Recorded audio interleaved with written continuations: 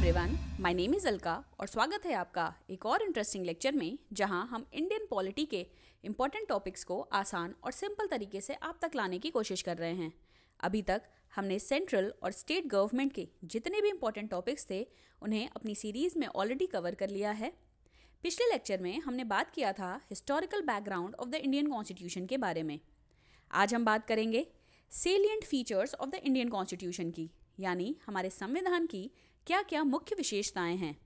ये लेक्चर जो बच्चे कॉम्पिटिटिव एग्जाम्स की तैयारी कर रहे हैं जैसे यूपीएससी, एसएससी, स्टेट पीसीएस, उनके लिए तो इम्पॉर्टेंट है ही, साथ ही जो कॉमन पब्लिक है उनके लिए भी ये समझना बहुत ज़रूरी है कि हमारा कॉन्स्टिट्यूशन आखिर इतना स्पेशल क्यों है। तो चलिए बिना किसी देरी के ये लेक्चर शुरू करते हैं। पहला सेलिएंट फीचर है lengthiest written constitution of the world, यानी हमारा जो इंडियन कॉन्स्टिट्यूशन है वो देश का सबसे बड़ा रिटन कॉन्स्टिट्यूशन है। ओरिजिनली इसमें 395 आर्टिकल्स थे, 22 पार्ट्स थे और 8 शेड्यूल्स हुआ करते थे। फिर अमेंडमेंट्स के थ्रू आज करेंटली हमारे पास 470 आर्टिकल्स हैं, 470 से ज़्यादा आर्टिकल्स हैं, 25 पार्ट्स हैं और 12 शेड्यूल्स हैं। 12 शेड्यूल्स के बारे में हमने ऑलरेडी एक लेक्चर में डिटेल में कवर किया है। अब देखते हैं रीजंस कि आखिर हमारा इंडियन कॉन्स्टिट्यूशन इतना बड़ा क्यों बना। सबसे पहला रीज़न है इंडिया की डाइवर्सिटी। इंडिया की डाइवर्सिटी बहुत ज़्यादा है। डिफरेंट लैंग्वेजेस बोले जाते हैं, डिफरेंट कल्चर्स हैं, डिफरेंट रिलीजन्स हैं और डिफरेंट रीजन्स हैं, जिसकी वजह से हर एक कल्चर, हर एक लैंग्वेज को अकोमोडेट करने के लिए हमें बड़े कॉन्स्टिट्यूशन की ज़रूरत पड़ी। गवर्नमेंट ऑफ इंडिया एक्ट 1935, जिसके बारे में हमने पिछले लेक्चर में डिस्कस किया था, वो एक ऑलरेडी बहुत ही बल्कि डॉक्यूमेंट था और हमने जो अपना नया कॉन्स्टिट्यूशन बनाया वो उसके ज़्यादातर जो प्रोविजंस थे वो हमने गवर्नमेंट ऑफ इंडिया एक्ट 1935 से ही बोरो किया था, जिसकी वजह से ऑटोमेटिकली हमारा जो इंडियन कॉन्स्टिट्यूशन है वो बड़ा हुआ। और साथ ही साथ सेंटर स्टेट रिलेशंस को डिटेल में डिफ़ाइन किया गया। जब एक ही बुक में हर चीज़ को डिफ़ाइन किया जाएगा तो ऑब्वियस ही बात है कि वो लेंदी बन जाएगा। तो हमारा जो कॉन्स्टिट्यूशन है वो वर्ल्ड का लेंदीएस्ट रिटन कॉन्स्टिट्यूशन है। नेक्स्ट सेलिएंट फीचर है कि it was drawn from the various sources. जो हमारे कॉन्स्टिट्यूशन है वो डिफरेंट कंट्रीज़ के जो कॉन्स्टिट्यूशंस हैं उनसे कुछ कुछ प्रोविजंस लेके बनाया गया था। ठीक है, मेजरली जो बनाया गया है वो है गवर्नमेंट ऑफ इंडिया एक्ट 1935 से, यानी हमारे जो कॉन्स्टिट्यूशन का स्ट्रक्चरल पार्ट है वो बेस्ड है गवर्नमेंट ऑफ इंडिया एक्ट 1935 पे। जो फिलोसफिकल पार्ट है जैसे फंडामेंटल राइट्स, डीपीएसपी, ये लिया गया था यूएसए और आयरिश कॉन्स्टिट्यूशन से रिस्पेक्टिवली, यानी फंडामेंटल राइट्स लिए गए यूएसए से और डीपीएसपी लिया गया, directive principles of state policy लिया गया आयरिश कॉन्स्टिट्यूशन से। और जो पॉलिटिकल पार्ट है जैसे कैबिनेट गवर्नमेंट या फिर relation between executive and legislature, ये लिया गया हमारा ब्रिटिश पार्लियामेंट से। तो चलिए अब हम देखते हैं कि कहाँ कहाँ से क्या क्या फीचर्स लिए गए। तो अगली जो 4-5 स्लाइड्स होंगी वो हम ये इसी बारे में देखेंगे कि कहाँ से और क्या क्या फीचर्स बोरो किए गए हैं। पहला है गवर्नमेंट ऑफ इंडिया एक्ट 1935, जो कि हमारे कॉन्स्टिट्यूशन का स्ट्रक्चरल पार्ट का बेसिस है। यहाँ से हमने लिया जो हमारी फेडरल स्कीम है, ठीक है, फेडरल यानी कि हम एक फेडरल सिस्टम ऑफ गवर्नमेंट को अडॉप्ट करते हैं, वो लिया गया हमारा गवर्नमेंट ऑफ इंडिया एक्ट 1935 से। नेक्स्ट लिया गया office of governor, next judiciary, public service commission और एमरजेंसी प्रोविजंस। ठीक है, ये सारी चीज़ें ली गई गवर्नमेंट ऑफ इंडिया एक्ट 1935 से। क्या क्या लिया गया? Federal scheme, office of governor, judiciary, public service commission और एमरजेंसी प्रोविजंस।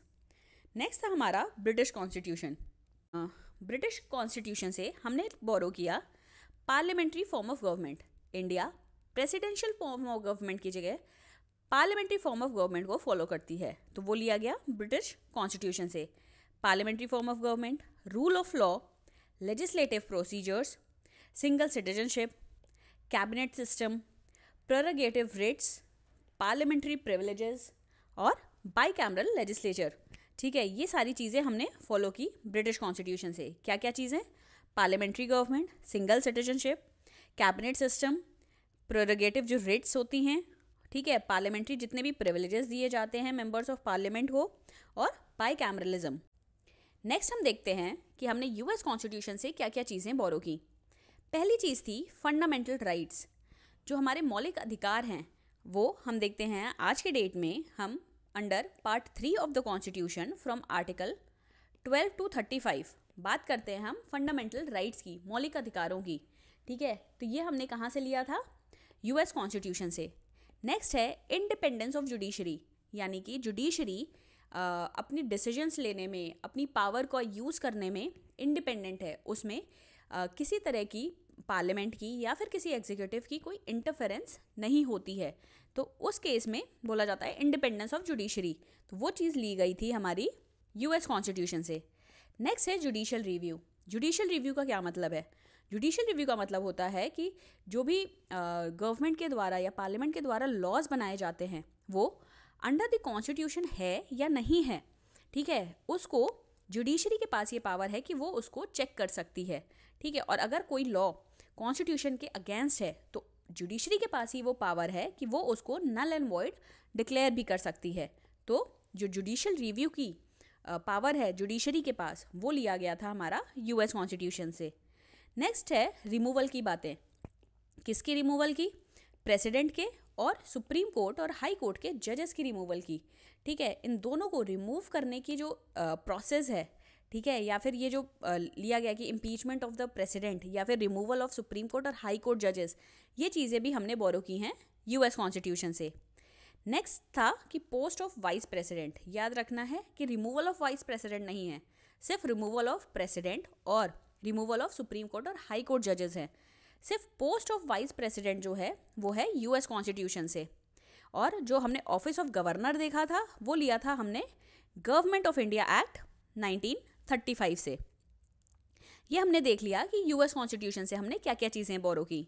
क्या क्या था? Fundamental rights, independence of judiciary, judicial review, impeachment of the president and removal of supreme court and high court जजेस and the post of vice president. Next है Irish constitution से क्या क्या लिया हमने। आयरिश से हमने लिया DPSP, directive principles of state policy. Next है nomination of members to the Rajya Sabha. हमने देखा है कि जो 12 जो प्रेसिडेंट हैं वो 12 मेंबर्स को राज्यसभा में नॉमिनेट करते हैं और डिफरेंट फील्ड से करते हैं। कौन कौन सी फील्ड से करते हैं? LASS, ठीक है, लैस फील्ड से करते हैं, लिटरेचर, आर्ट्स, साइंस और सोशल सर्विस। इन 4 फील्ड से प्रेसिडेंट 12 मेंबर्स को राज्यसभा में नॉमिनेट करते हैं। लेकिन ये चीज़, ठीक है, ये प्रावधान कि नॉमिनेशन किया जाएगा मेंबर्स का राज्यसभा में, ये कहाँ से लिया गया? आयरिश कॉन्स्टिट्यूशन से। नेक्स्ट है method of election of president. हमने रिमूवल देखा था, रिमूवल का जो प्रोसेस है वो लिया गया था यूएस कॉन्स्टिट्यूशन से, लेकिन उनके इलेक्शन का जो प्रोसेस है वो लिया जाएगा आयरिश कॉन्स्टिट्यूशन से। नेक्स्ट हम देखते हैं कि कनेडियन कॉन्स्टिट्यूशन से हमने क्या क्या चीज़ें बोरो की।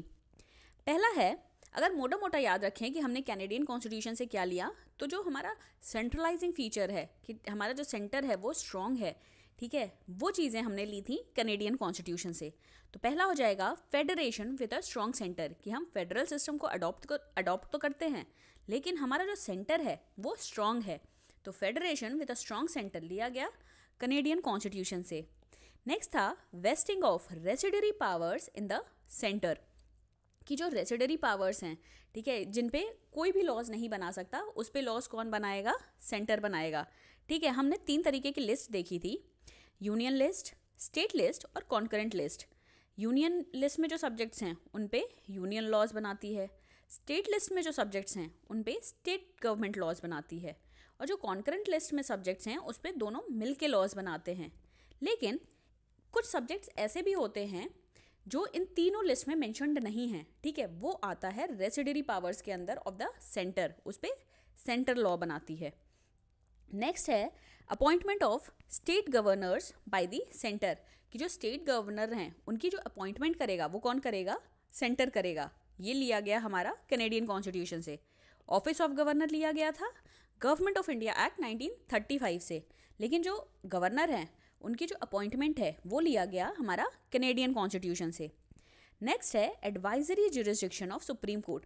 सुप्रीम कोर्ट के पास एडवाइस देने की पावर्स हैं, ठीक है। वो president time to time under article 143 of the constitution, president supreme court के जो जजेस हैं उनसे एडवाइस मांग सकती है किसी मैटर्स पे।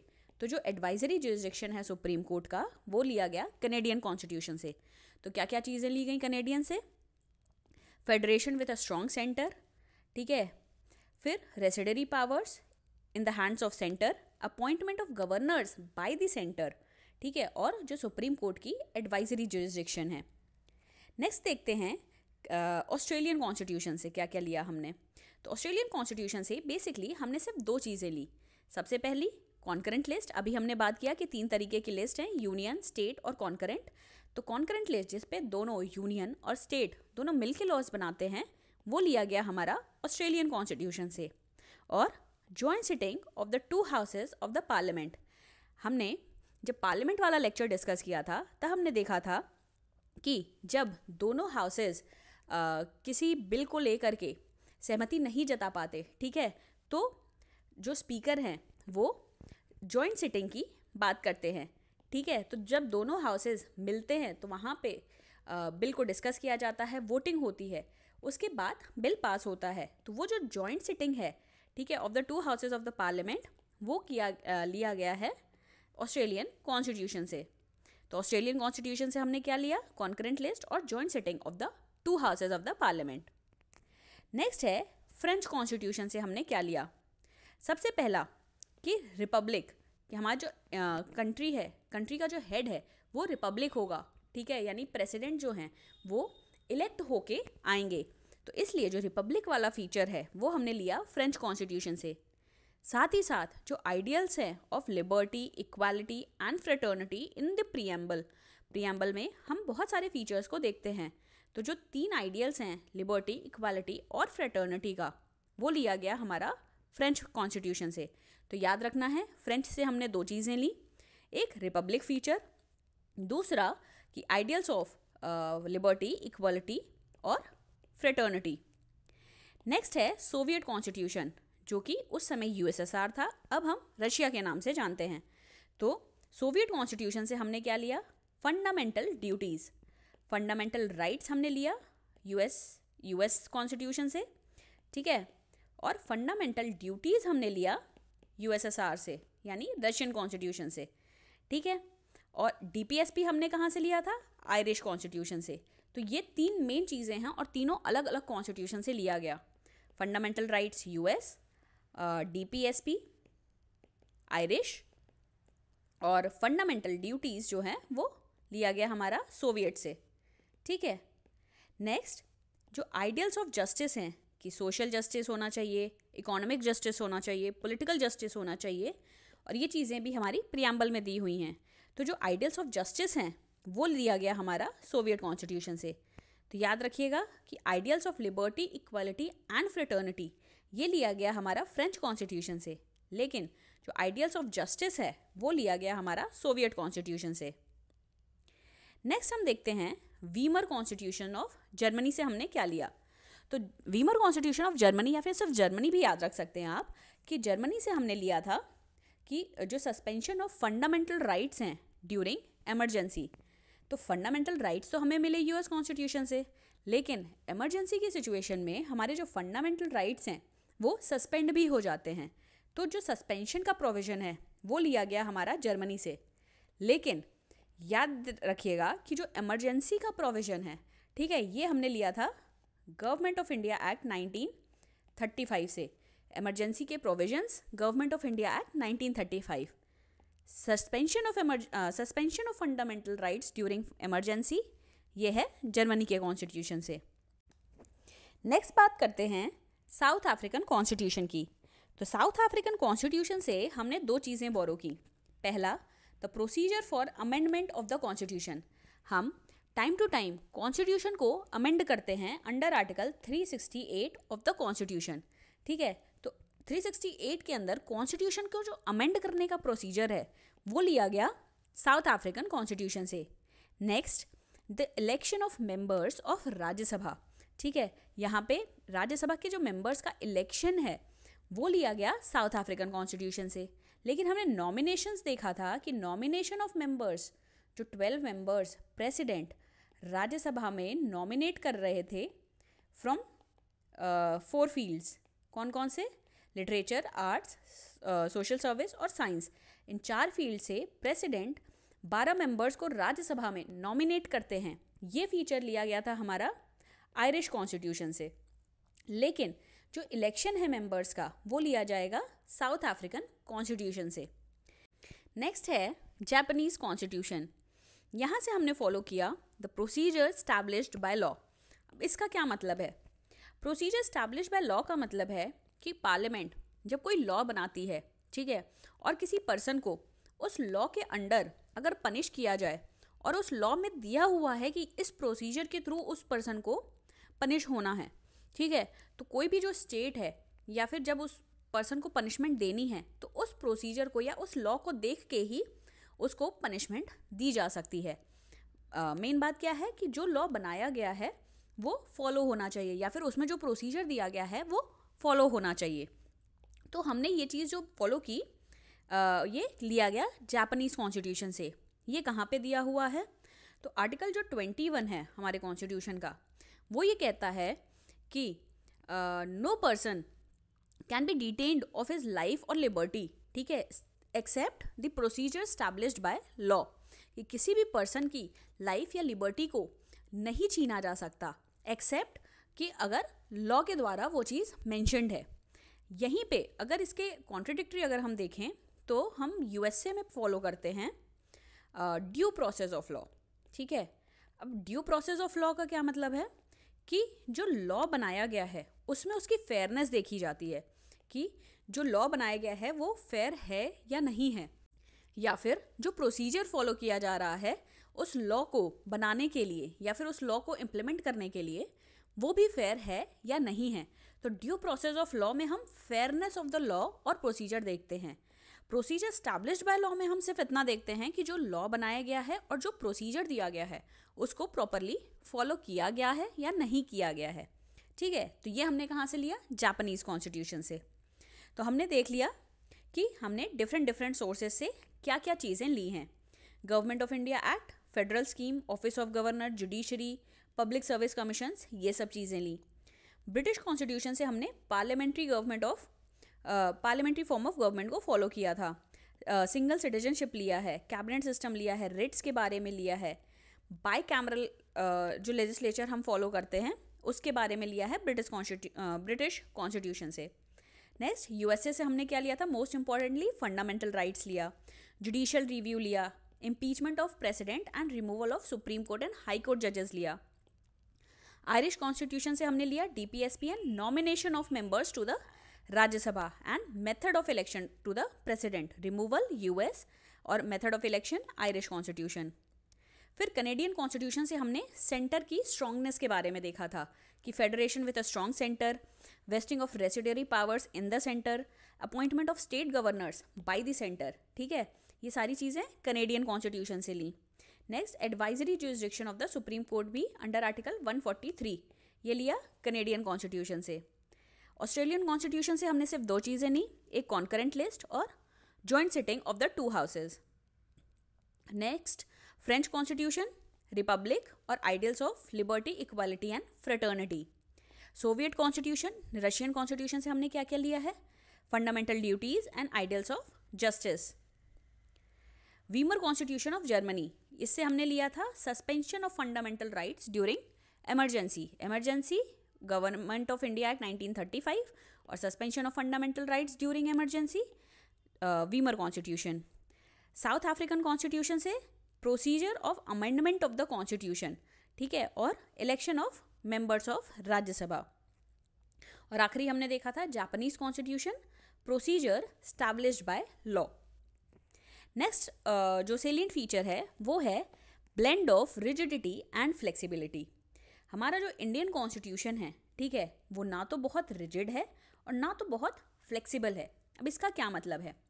रिजिड का मतलब होता है कि बहुत ही स्पेशल प्रोसीजर चाहिए किसी चीज़ को अमेंड करने के लिए, यानी किसी चीज़ को बदलने के लिए हमें बहुत लंबे प्रोसेस और बहुत यूनिक प्रोसेस से गुजरना पड़ेगा। फ्लेक्सिबल का मतलब है कि ऑर्डिनरी लॉ के थ्रू ही उसे अमेंड किया जा सकता है। तो हमारा जो इंडियन कॉन्स्टिट्यूशन है वो ब्लेंड है दोनों का, कि कुछ प्रोविजंस ऐसे हैं जो आसानी से अमेंड किए जा सकते हैं और कुछ प्रोविजंस ऐसे हैं जिनको अमेंड करने के लिए स्पेशल प्रोविजंस की ज़रूरत होती है। ठीक है, और स्पेशल प्रोविजंस जो स्पेशल मेजॉरिटी चाहिए वो अंडर आर्टिकल 368 के अंदर दो तरीके की स्पेशल मेजॉरिटी हम देखते हैं। पहली स्पेशल मेजॉरिटी है 2/3 of the members present and voting, ठीक है, plus 50% of the total membership of the house. ठीक है, ये एक स्पेशल मेजॉरिटी है। दूसरी जो स्पेशल मेजॉरिटी है अंडर आर्टिकल 368 वो है कि 2/3 of the members present and voting plus total membership, साथ ही साथ जो स्टेट्स हैं उनका 50% ऑफ द स्टेट्स का रेटिफिकेशन चाहिए। ठीक है, तो हम देखते हैं कि जो हमारा इंडियन कॉन्स्टिट्यूशन है वो दोनों का ब्लेंड है, फ्लेक्सिबल भी है और रिजिड भी है। कुछ ऐसे प्रोविजंस हैं जो सिंपल मेजॉरिटी के थ्रू भी अमेंड किए जा सकते हैं। सिंपल मेजॉरिटी यानी कि 50% of the members present and voting. Next salient feature है federal system with unitary bias. ये हमने देखा था, कहाँ से लिया है हमने ऐसा फीचर, ये है कनेडियन कॉन्स्टिट्यूशन का फीचर, कि जो कॉन्स्टिट्यूशन है उसने वैसे तो इस्टेब्लिश किया है कि फेडरल सिस्टम ऑफ गवर्नमेंट, लेकिन कभी कभी किसी इमरजेंसी सिचुएशंस में हम देखते हैं कि हमारा जो यूनिटरी फीचर है वो डोमिनेट कर जाता है। ठीक है, जैसे एग्जांपल है सिंगल कॉन्स्टिट्यूशन है हमारा, ठीक है, सिंगल सिटीजनशिप हम फॉलो करते हैं, स्ट्रॉन्ग सेंटर है हमारे पास, और appointment of governor bye the centre.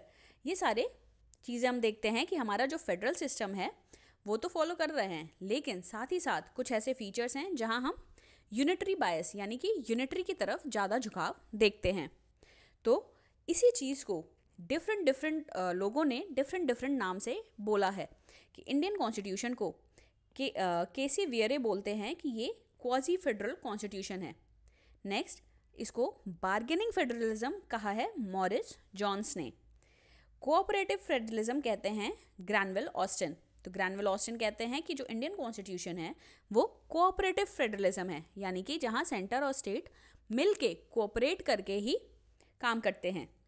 Next, federation with centralising tendency, ये कहा है आइवर जेनिंग्स ने। तो किसी एग्जाम्स में इन लोगों के नाम के साथ भी पूछ लिया जाता है कि ये चीज़ किसने कही है। जैसे एक एग्जाम में क्वेश्चन था कि कोऑपरेटिव फेडरलिज्म टर्म किसने दिया है, तो वो ग्रैनविल ऑस्टिन है। ठीक है, नेक्स्ट फीचर है हमारा पार्लियामेंट्री फॉर्म ऑफ गवर्नमेंट। तो पार्लियामेंट्री फॉर्म ऑफ गवर्नमेंट हमने देखा था कि हमने ब्रिटिश कॉन्स्टिट्यूशन से फॉलो किया है, कि हम ब्रिटिश पार्लियामेंट्री सिस्टम जो है उसको अडॉप्ट करके यूके से फॉलो करते हैं, जिसे हम वेस्टमिनिस्टर फॉर्म ऑफ गवर्नमेंट भी कहते हैं। नेक्स्ट हम देखते हैं कि जो British parliamentary form of government है वो बेस्ड है कोऑपरेशन एंड कोऑर्डिनेशन पे, जबकि जो American presidential form of government है वो बेस्ड है doctrine of separation of powers पे, यानी कि वहाँ पे जो पावर्स हैं between the centre and the state वो प्रॉपरली डिफाइंड हैं और अलग अलग हैं। ठीक है, यहाँ पे जो पावर्स हैं वो कोऑपरेशन की है। ठीक है, सेंटर, बहुत सारे ऐसे मैटर्स हैं जहाँ पे सेंटर और स्टेट मिलके काम करते हैं और कोऑर्डिनेट करके काम करते हैं। ठीक है, अब कुछ फीचर्स क्या हैं पार्लियामेंट्री फॉर्म ऑफ गवर्नमेंट के, कि यहाँ जो रियल एग्जीक्यूटिव है वो प्राइम मिनिस्टर हैं, ना कि प्रेसिडेंट हैं। प्रेसिडेंट सिर्फ एक नॉमिनल एग्जीक्यूटिव हैं, नॉमिनल हेड हैं। तो नॉमिनल हेड प्रेसिडेंट होते हैं पार्लियामेंट्री फॉर्म ऑफ गवर्नमेंट में, और जो रियल पावर्स हैं, रियल एग्जीक्यूटिव हैं, वो हैं prime minister. Parliamentary form of government में जो एग्जीक्यूटिव है वो लेजिस्लेचर के लिए कलेक्टिवली रिस्पॉन्सिबल होती है। ठीक है, जो मेंबर्स हैं, जो council of ministers headed by prime minister, they are collectively responsible to the legislature, यानी कि lower house of the parliament को। Next, dissolution of the lower house, यानी कि लोकसभा और या फिर लेजिस्लेटिव असेंबली है, इसको पार्लियामेंट्री फॉर्म ऑफ गवर्नमेंट में डिसॉल्व किया जा सकता है। ये हमने देखा था पार्लियामेंट्री फॉर्म ऑफ गवर्नमेंट, जो कि हमने लिया यूके से, यानी ब्रिटिश गवर्नमेंट से, और बेस्ड है कोऑपरेशन और कोऑर्डिनेशन पे। नेक्स्ट फीचर है कि synthesis of parliamentary sovereignty and judicial supremacy. हम देखते हैं कि पार्लियामेंट के पास लॉ मेकिंग पावर है और जुडिशरी के पास जुडिशियल रिव्यू की, यानी पार्लियामेंट कोई भी लॉज बना सकती है, ठीक है, और जुडिशरी के पास ये पावर है कि उन लॉज पे या फिर उन लॉज को जुडिशली रिव्यू कर सकते हैं, कि देख सकते हैं कि जो लॉज बनाया है पार्लियामेंट ने वो कॉन्स्टिट्यूशनली वैलिड है या नहीं है, ठीक है। अगर नहीं है तो उसे नल एंड वॉइड भी डिक्लेयर कर सकते हैं। तो इसी को कहते हैं जुडिशियल सुप्रीमेसी और पार्लियामेंट्री सोवरेंटी की। पार्लियामेंट वैसे तो इंडिपेंडेंट है लॉज बनाने के लिए, लेकिन जुडिशरी के पास पावर है कि वो उसको रिव्यू कर सकता है। तो वही चीज़ लिखी है कि supreme court on one hand can declare the parliamentary law as unconstitutional through its power of judicial review, जबकि parliament on the one hand can amend the major portions of the constitution through its constitutional powers, कि parliament के पास power है कि वो constitution को amend कर सकती है, और जुडिशरी के पास पावर है कि वो पार्लियामेंट्री लॉज को अनकॉन्स्टिट्यूशनल डिक्लेयर कर सकती है। और ये क्यों किया गया? ताकि एक बैलेंस बनाया जा सके और कोई भी एक जो ऑर्गन है, या चाहे वो पार्लियामेंट हो या फिर जुडिशरी हो, कोई भी एक ऑर्गन डोमिनेट ना कर सके। इसीलिए रखा गया synthesis of both parliamentary sovereignty and judicial supremacy. Next feature है इंटीग्रेटेड एंड इंडिपेंडेंट जुडिशरी का। इंडिया में एक सिंगल इंटीग्रेटेड जुडिशरी काम करती है, यानी कि एक प्रॉपर हायरार्किकल सिस्टम बना है जहाँ पे जो हायर कोर्ट्स हैं, ठीक है, उनके जो भी डिसीजंस हैं वो बाइंडिंग होते हैं लोअर कोर्ट्स पे, ठीक है। तो इसी का मतलब है इंटीग्रेटेड जुडिशरी है। तो इंडिया में इंटीग्रेटेड जुडिशरी काम करती है। सबसे टॉप पर है हमारी सुप्रीम कोर्ट, फिर हाई कोर्ट, और फिर नीचे एक चेन चलती है सबऑर्डिनेट कोर्ट्स की। तो जो भी डिसीजंस, ठीक है, सुप्रीम कोर्ट लेती है वो लोअर कोर्ट्स, यानी कि जैसे जो नीचे के कोर्ट्स हैं, हाई कोर्ट्स हैं या सबऑर्डिनेट कोर्ट्स हैं, उन पे बाइंडिंग होता है। और ये सिस्टम हमने लिया था, इंटीग्रेटेड जुडिशरी हमने लिया है गवर्नमेंट ऑफ इंडिया एक्ट 1935 से, जबकि इसके कॉन्ट्रास्ट में जो इंडिपेंडेंट जुडिशरी है, ठीक है, ये हमने फीचर लिया है यूएस कॉन्स्टिट्यूशन से। हम इंटीग्रेटेड जुडिशरी भी फॉलो करते हैं और साथ ही साथ जुडिशरी की इंडिपेंडेंस पे भी ध्यान देते हैं, जैसे कि जुडिशरी के पास इंडिपेंडेंस है सिक्योरिटी ऑफ टेन्योर की, फिक्स सर्विस कंडीशंस की, जुडिशियल रिव्यू की पावर है, और सेपरेशन फ्रॉम एग्जीक्यूटिव है, कि वो भी जो भी डिसीजंस लेते हैं उसमें एग्जीक्यूटिव का कोई इंटरफेरेंस नहीं होगा। तो हमारे इंडिया में इंटीग्रेटेड प्लस इंडिपेंडेंट जुडिशरी दोनों पाई जाती है, ठीक है। नेक्स्ट है सिंगल सिटीजनशिप। सिंगल सिटीजनशिप का मतलब है कि इंडिया के पास जितने भी इंडियन सिटीजन्स हैं उनके पास सिर्फ और सिर्फ एक ही सिटीजनशिप होगी, और वो होगी इंडियन। फेडरल सिस्टम के बावजूद भी जो स्टेट सिटीजनशिप है वो नहीं होती है, जबकि यूएस में जो सिटीजन्स हैं उनके पास दोनों होती है, एक फेडरल की भी होती है और स्टेट की भी होती है, ठीक है, उनके पास दोनों सिटीजनशिप पाई जाती है। लेकिन इंडिया में सिर्फ और सिर्फ एक ही सिटीजनशिप पाई जाएगी। नेक्स्ट एलियन फीचर की हम बात करते हैं, जो है सेक्युलर स्टेट। सेक्युलर स्टेट का क्या मतलब है? जहाँ पे हर रिलीजन का इक्वली रिस्पेक्ट हो। इंडियन जो सेक्युलरिज्म है वो वेस्टर्न सेक्युलरिज्म से थोड़ा सा डिफरेंट है। वेस्टर्न सेक्युलरिज्म में क्या होता है कि वेस्टर्न सेक्युलरिज्म में जो स्टेट है वो अपने आप को कंप्लीटली रिलीजन से डिटैच कर लेती है। स्टेट अलग, रिलीजन अलग, स्टेट का कोई भी इंटरफेरेंस नहीं होता है रिलीजियस मैटर्स में। जबकि ऑन कॉन्ट्रेरी इंडियन जो सेक्युलरिज्म है वो स्टेट और रिलीजन को कंप्लीटली सेपरेट ना करते हुए प्रमोट करती है, सारे रिलीजन्स को इक्वली प्रमोट करती है, इक्वली रिस्पेक्ट करती है और इक्वल ट्रीटमेंट दिया जाता है। इनफैक्ट टाइम टू टाइम जब भी स्टेट को लगता है कि किसी भी रिलीजन में किसी रिफॉर्म की ज़रूरत है तो वो इंटरवीन भी कर सकती है। इंडिया में गवर्नमेंट ने कई बार कोई भी रिलीजियस प्रैक्टिस जब भी फंडामेंटल राइट्स के अगेंस्ट गए हैं तो गवर्नमेंट ने इंटरवीन किया है और रेगुलेट भी किया है, जैसे अबॉलिशन ऑफ अनटचेबिलिटी हो गया, ठीक है, और सबरीमाला जजमेंट हो गया, या फिर रिसेंटली अगर हम देखें वक्फ अमेंडमेंट एक्ट हो गया 2025 का, ठीक है। इसमें क्या था कि जो भी वक्फ बोर्ड में प्रॉपर्टीज़ थी उनको रेगुलेट करने के लिए, या फिर जिस पर्पस से वो डोनेट की गई थी वो पर्पस फुलफिल हो रहा है नहीं हो रहा है, उसको रेगुलेट करने के लिए, प्रॉपर ट्रांसपेरेंसी लाने के लिए गवर्नमेंट ने इंटरवीन किया और वक्फ अमेंडमेंट एक्ट 2025 लेके आया। यहाँ पे इंडिया में कोई भी स्टेट का रिलीजन नहीं है पर्टिकुलरली, येट स्टेट सारे रिलीजन्स को इक्वली सपोर्ट करती है, रिलीजियस इंस्टीट्यूशंस को सपोर्ट करती है। कैसे? ग्रांट्स के थ्रू, जो भी माइनॉरिटी राइट्स हैं या फिर माइनॉरिटी के कल्चर्स हैं उनको प्रोटेक्ट करती है और प्रमोट करती है। और ये जो सेक्युलर शब्द है ये हमारे ओरिजिनल कॉन्स्टिट्यूशन में मेंशन नहीं था, ये प्रीएम्बल में जोड़ा गया 42nd अमेंडमेंट एक्ट 1976 के द्वारा। ठीक है, तो याद रखना है सेक्युलर शब्द प्रीएम्बल में ओरिजिनली नहीं था, 42nd अमेंडमेंट एक्ट 1976 में ऐड किया गया था। नेक्स्ट फीचर है यूनिवर्सल एडल्ट फ्रेंचाइज। इसका मतलब है कि जो भी जितने भी इंडियन सिटीजन्स हैं जिनकी एज 18+ है वो वोट कर सकते हैं और अपने प्रतिनिधित्व को चुन सकते हैं। ये जो वोटिंग एज है 18, ठीक है, इसको 21 से घटा करके 18 किया गया था थ्रू 61st अमेंडमेंट एक्ट 1988। पहले जो वोटिंग एज थी वो थी 21, अब वोटिंग एज है 18 और ये किया गया था 61st अमेंडमेंट एक्ट 1988 में। ठीक है, तो 18+ जितने भी लोग हैं वो वोट कर सकते हैं थ्रू यूनिवर्सल एडल्ट फ्रेंचाइज। तो हमने 10 सेलिएंट फीचर्स इस लेक्चर में देख लिए। कौन कौन से?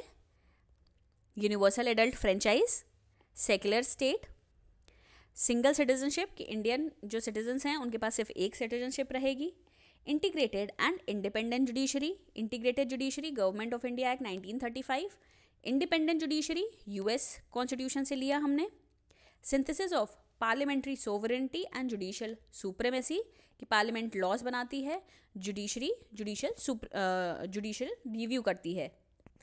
नेक्स्ट था पार्लियामेंट्री फॉर्म ऑफ गवर्नमेंट जो कि हमने यूके से लिया था, ब्रिटिश से लिया था। नेक्स्ट था फेडरल सिस्टम विथ यूनिटरी बायस कि हमारा वैसे तो हमने इंडियन कॉन्स्टिट्यूशन को फेडरल सिस्टम अडॉप्ट किया है, लेकिन इमरजेंसी सिचुएशंस में या फिर कई जगह पे हम देखते हैं कि वो यूनिटरी की तरफ झुका हुआ है या यूनिटरी की तरफ काम करता है। Next blend of rigidity and flexibility, हमारा जो इंडियन कॉन्स्टिट्यूशन है वो बोथ है, फ्लेक्सिबल भी है और रिजिड भी है। कुछ प्रोविजंस आसानी से अमेंड किए जा सकते हैं थ्रू सिंपल मेजॉरिटी और कुछ के लिए स्पेशल मेजॉरिटी की ज़रूरत होती है। नेक्स्ट हमने देखा था कि हमने जो इंडियन कॉन्स्टिट्यूशन के फीचर्स हैं वो कई सारे सोर्सेज से अडॉप्ट किया है और हमारा जो इंडियन कॉन्स्टिट्यूशन है वो lengthiest constitution of the world है। इस लेक्चर में इतना ही। नेक्स्ट लेक्चर में हम जितने बाकी के जो सेलिएंट फीचर्स हैं उनको देखेंगे और समझेंगे। Till then stay curious, stay motivated.